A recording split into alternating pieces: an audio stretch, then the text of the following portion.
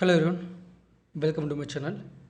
இந்த செஷனில் பார்க்குற ஒக்காபுலரியில் உங்களுக்கு பிடிச்சிருந்துச்சின்னா மறக்காம நம்மளோட சேனலை லைக் பண்ணிக்கோங்க, சப்ஸ்கிரைப் பண்ணிக்கோங்க.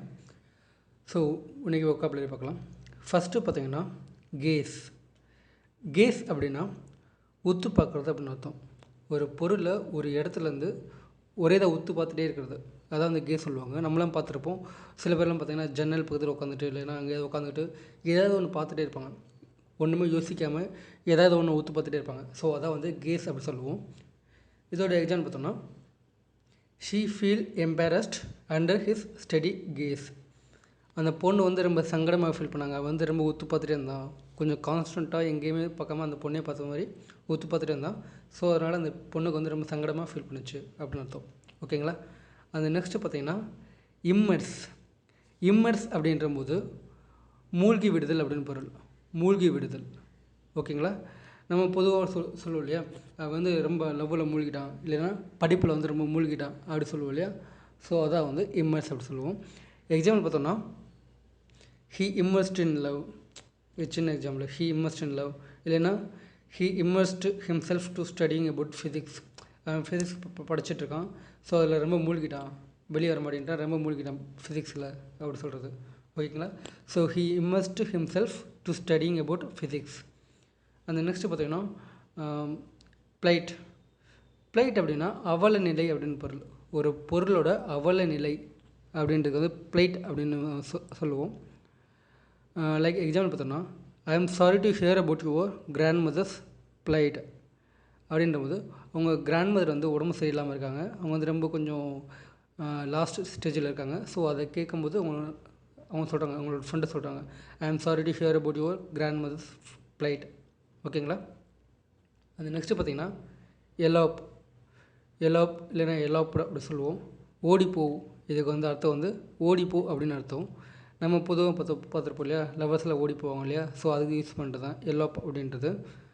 லைக் இதோட எக்ஸாம்பிள் பார்த்தோம்னா, he eloped from his house and came after 10 years. அவன் அவங்க வீட்டை விட்டு ஓடி போயிட்டான். 10 வருஷம் கழிச்சு திரும்பி வந்தான்.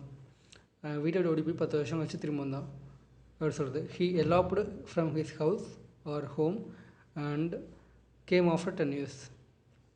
ஓகேங்களா? இல்லைன்னா நீங்கள் சும்மா லவர்ஸில் ஓடி போவாங்க இல்லையா, அது கூட நீங்கள் சொல்லலாம். எப்படின்னா, they eloped for their love.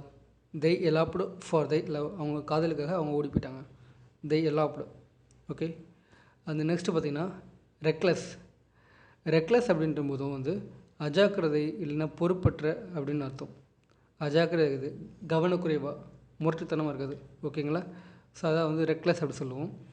இதோட எக்ஸாம்பிள் பார்த்தோம்னா, your reckless act made this happen. உன்னோட அஜாக்கிரதையால், கவனக்குறைவால் தான் இது ஆச்சு அப்படின்னு நம்ம அடிக்கடி யூஸ் பண்ணுவோம் இல்லையா. ஒரு சின்ன விஷயத்தில் நீ ரொம்ப ஷார்ப்பாக கவனமாக இருந்தால் இது நடந்திருக்காது. உன்னோட கவனக்குறைவு, அஜாக்கிரதை தான் இது நடந்துச்சு அப்படி சொல்லுவோம் இல்லையா. ஸோ அதான் ரெக்லெஸ். ஓகேங்களா? Like the reckless driving leads to danger, dead அப்படி சொல்லலாம். Reckless driving leads to danger இல்லைன்னா டெட் அப்படி சொல்லலாம். கவனக்குறைவான இல்லைன்னா அஜாக்கிரதையான டிரைவிங் வந்து மரணத்தை கொடுக்கலாம், இல்லைன்னா டேஞ்சர் ஆபத்தில் போய் முடியலாம். ஓகேங்களா? அந்த நெக்ஸ்ட்டு பார்த்திங்கன்னா பாலிகேமி. பாலிகேமி அப்படின்றபோது பலதர மனம். இதை வந்து நம்ம பொதுவாக யூஸ் பண்ணுவோம். நம்ம பார்த்துருப்போம் இல்லையா, ஒருத்தவங்களுக்கு வந்து 2 ஒய்ஃப் இல்லை 3 ஒய்ஃப் இருக்கும்போது அவங்களாம் வந்து பலதர மனம் முடிச்சிருப்பாங்க. அதில் வந்து பாலிகேமி அப்படி சொல்லுவோம். சமூகத்தில் இருக்க ஒரு செயல், இப்போ வரைக்கும் கண்டினியூ ஆகிருக்க ஒரு செயல். ஓகேங்களா? பாலிகேமி. இதோட எக்ஸாம்பிள் பார்த்தோம்னா, polygamy was usual, legal and acceptable thing in 7th century.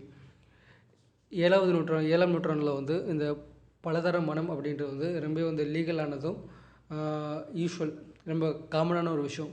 அடிக்கடி பார்க்கலாம், அடிக்கடி நடக்கும்னே சொல்லலாம். 7th centuryயில் இப்போயும் கூட இருக்குது. இப்போயும் கூட ஒரு லீகல் திங் தான், ஆனால் கொஞ்சம் ப்ரொசீஜர்ஸில் இருக்குது. ஓகேங்களா? ஸோ பாலிகாமி, பலதர மனம் அப்படின்றது. அது நெக்ஸ்ட்டு பார்த்திங்கன்னா பெட்டிகேஸ். பெட்டிகேஸ் அப்படின்றபோது நம்மெல்லாம் அடிக்கடி போலீஸ்லாம் சொல்லி கேள்விப்பட்டிருப்போம். அவங்க அதை நம்ம கேட்கும்போது, இல்லை அவங்க போலீஸ் பாஷையில், சும்மா போலீஸ் பாஷையில் பெட்டிகேஸ் அப்படின்னா அவங்க ஒரு கேஸ் அப்படின்னு வச்சு நம்ம யோசிச்சுட்ருப்போம். ஆனால் பெட்டிகேஸ் அப்படின்றதோட உண்மையான மீனிங் பார்த்திங்கன்னா, பெட்டிகேஸ் அப்படின்றது இங்கிலீஷ் வேர்டு. ஆக்சுவலாக அது ஒரு இங்கிலீஷ் வேர்டு. அதோட தமிழ் மீனிங் பார்த்திங்கன்னா சின்ன வழக்கு அப்படின்னு பொருள். சின்ன வழக்கு இல்லைன்னா குட்டி வழக்கு அப்படின்னு பொருள் அதுக்கு வந்து. ஓகேங்களா? இதோட எக்ஸாம்பிள் பார்த்தோம்னா, there is a lot of petty case still looking for a judgement. there is a lot of petty case still looking for a judgement. இன்னும் ரொம்ப ரொம்ப சின்ன சின்ன வழக்குகள்லாம் வந்து நிலுவையில் இருக்குது, எதுக்காக தீர்ப்பை எதிர்பார்த்து நிலுவையில் இருக்குது அப்படின்னு சொல்கிறது. ஓகேங்களா? அது நெக்ஸ்ட்டு பார்த்திங்கன்னா பியர்ஸ்டு. பியர்ஸ்ட் அப்படின்றபோது வந்து துளைத்தல் அப்படின்னு பொருள். தமிழில் வந்து துளைத்தல் அப்படின்னு பொருள். லைக் சினிமாவில் பார்த்துருக்கோம் இல்லையா, the bullet pierced your shoulder, the bullet pierced his shoulder அப்படி சொல்லுவோம். குண்டு வந்து அவன் தோலை துளைத்தது அப்படின்றவோம். ஓகேங்களா?